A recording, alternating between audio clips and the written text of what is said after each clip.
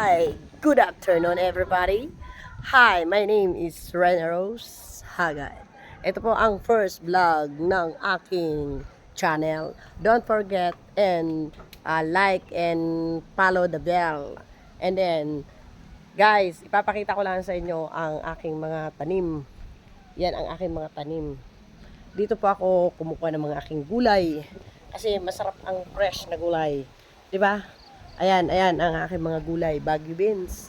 Yan ay tanim ko. At saka ito pa, mga guys, sa panahon ngayon, kailangan practical ka. Magtanim ka para hindi ka bumili sa labas. Ayan, ito ang aking mga tanim, mga oregano, gamot sa ubo. 'Di ba?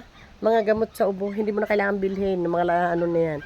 Dito ka lang. At ito ang tinatawag na sambong. Ang sambong ay gamot yan sa mga malalamig ang katawan, sinisikmura, wag na kayo magkape, magsambong na kayo. Kasi ang sambong ay pambihira talaga tong gamot. Mga guys, yan ang kailangan nyong gawin. Sa umaga, wag kayo mag-inom ng kape, magsambong kayo. Madali lang magpatubo niyan, madali magpabuhay ng sambong. Ilagay mo lang sa isang paso kung wala kang matataniman na lupa. Tapos, itusok mo lang ang pinaka-petals niyan. Madali lang.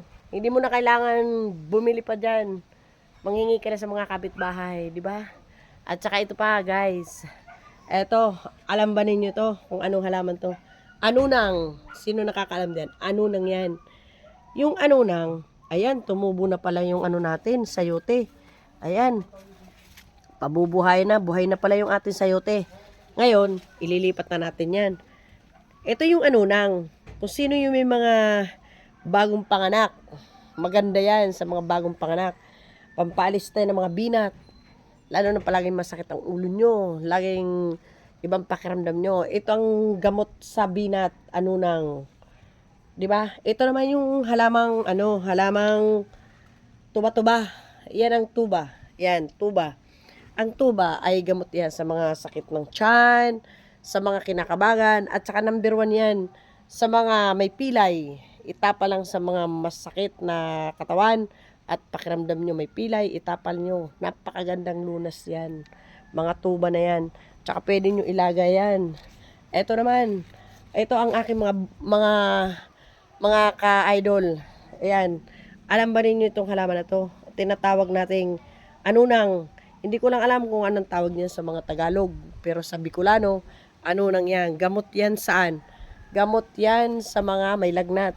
Hindi mo na kailangan painumin ng paracetamol. Pero depende sa inyo. Kung gusto nyo, may lagnat ang anak nyo at naniniwala kayo sa paracetamol, okay lang. Pero ito, number 1. Pinainom na niyo ng gamot at ito ay itapal sa noo.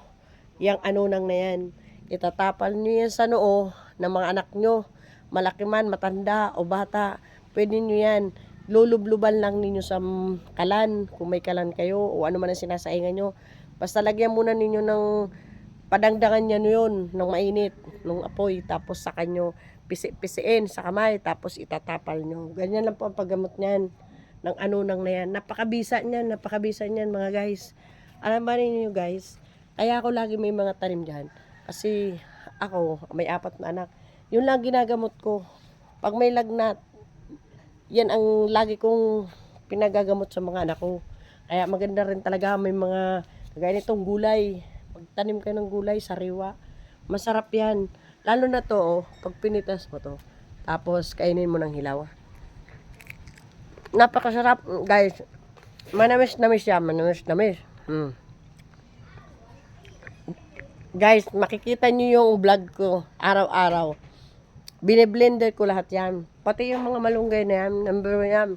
Itong malunggay na to, hindi ba ninyo alam? Ang malunggay na yan ay gamot sa lahat. Sa mga cancer, kung sino may cancer niyan, may prostate cancer, kahit anong stage ng cancer nyo, kaya niyang gamutin ang malunggay. Paano ang gagawin guys? Kung gusto nyo maturuan ko kayo, follow yung bell and then subscribe yung channel. Tsaka tuturuan ko kayo, mag-PM lang kayo dito, mag-message kayo, tuturuan ko kayo kung paano ang paggamot na malunggay na mabisa sa may mga cancer. Di ba? Ayan guys. Yan mga ginagawa ni Rena Rose. Teka lang. Ay tayo ay may mga bumibili na customer kasi may tindahan po tayo. Tikiran po. Ayun. Puti nandun yung aking chikiting. Ayun. Papaliwanag ko lang sa inyo guys. Alam ba ninyo, sa umaga, kailangan hahaluan nyo itong malunggay. Ang hinahalo ko dito sa malunggay. Alam ba ninyo kung ano?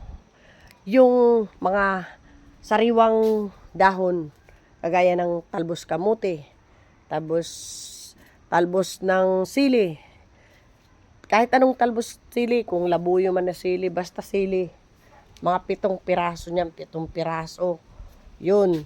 Kaya, masarap talaga itong Baguio beans na to. Kaya kung kayo, magtatanim, hilaw lang kainin nyo, napakasarap guys. Manamis-namis siya guys.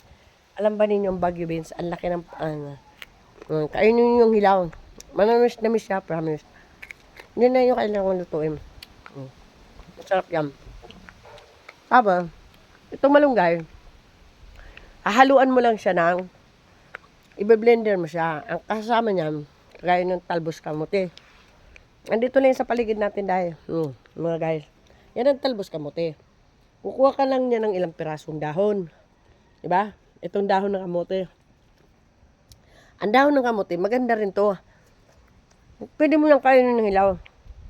Dahil ako kinakain ko hilaw. Kasi mas masarap ang tortilla ng hilaw sa mga linuluto. Yung talbos kamote, yung talbos na kamote, kailangan to, may halo pa to, malunggay, talbos kamote, dahon ng sili, tapos, kung nakakaluwag-luwag kayo, kaya bumili kayo ng ubas, tapos haluan nyo ng apple, tapos i-blender nyo. Kung may honey kayo, pwede, bili kayo ng honey, patakan nyo ng 2 kutsara, i-blender nyo. Yun ang iinumin nyo sa umaga. Yun, bago kayo kumain, yun muna ang kainin nyo. Inumin pala. Inumin pala. Tapos, remind ko lang, guys, masarap tong sambong na to, ha? Kaya kung ako sa inyo, magtanim na kayo sa bakuran nyo. Ako, puro lang yan tanim sa bakuran ko. Ito, alam ba ninyo itong balbas pusa? Balbas pusa, kung sino nakakilala. Itong balbas na pusa, ay gamot ito sa may mga UTI. UTI. Alam mo yun, yung mahirap mag-ihi. Tapos madilaw-dilaw yung ihi.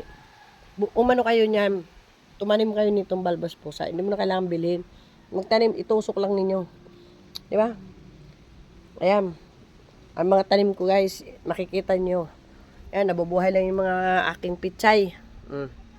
Ayan guys, aking pichay, Nandiyan lang sa bukirin, tatanim ko. Ayan, yung tuba. Malaki ang benepisyo ng tuba. Ito naman yung sinasabi nilang ubas na maliliit.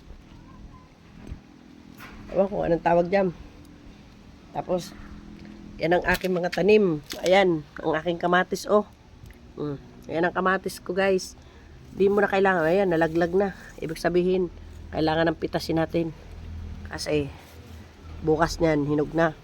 Lagay na lang ninyo sa mga kusina. Di ba?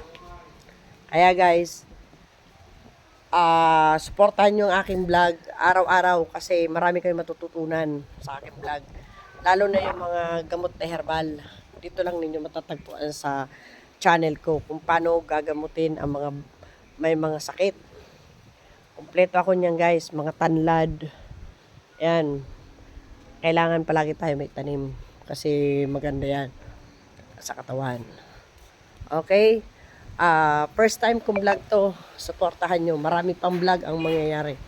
Kaya, don't forget to subscribe Rainy Rose Hagad. Follow the subscribing. Andito na po tayo. Gabi na kasi. Eto na.